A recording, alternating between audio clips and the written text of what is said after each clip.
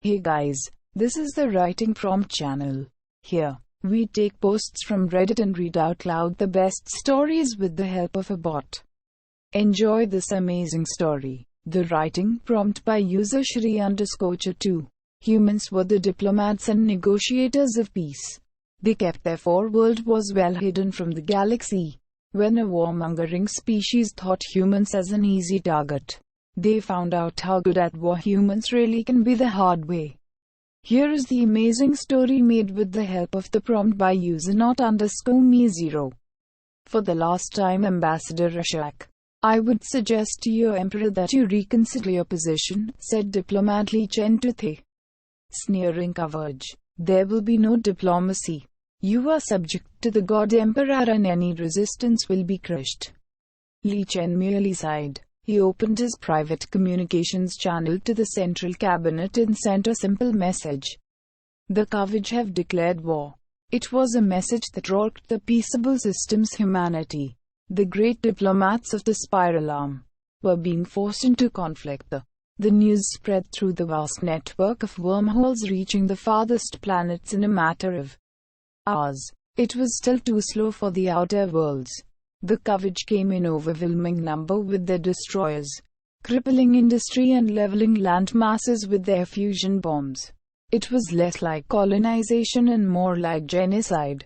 The innocent outside of the capitals stood no chance, while those who were under exotic matter barriers huddled in fear as the Kavach launched huge energy beam assaults upon the Messiah. In the presidential palace, however, Premier Alyssa Aintaj merely smiled and gave an order to her secretary. The Kavach were massing for a second assault when they detected the wormholes opening around the Yakut 4 system. The Kavach general watched in confusion as the numbers came in. 7,000 wormholes had opened at equal distances apart in a spherical shape around the system. The Kavach warships, done with the planetary defenses, turned outwards. It was a massacre. The seventh fleet of humanity, led by the flagship Brasilia, attacked as one. Coulomb barrier detonations crushed the smaller Kavach frigates instantly, while quantum distortions rippled through the fabric of the Kavach force fields, leaving the hulking juggernauts defenseless as depleted uranium kinetic projectiles burst them like rotten fruit. Elsewhere it was less quick, but each battle ended with decisive human victories. 3 Earth days later, Premier Aintaj sat with her Kavach specialist Chen in the palace over Jupiter as he explained the consequences of their actions.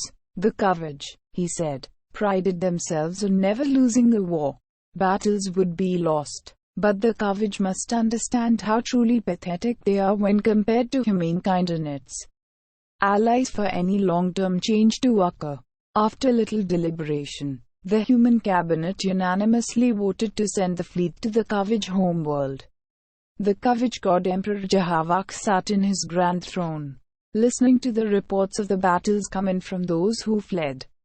His fury grew, along with his trepidation. The humans were a weak race, unwarlike and reliant on diplomacy.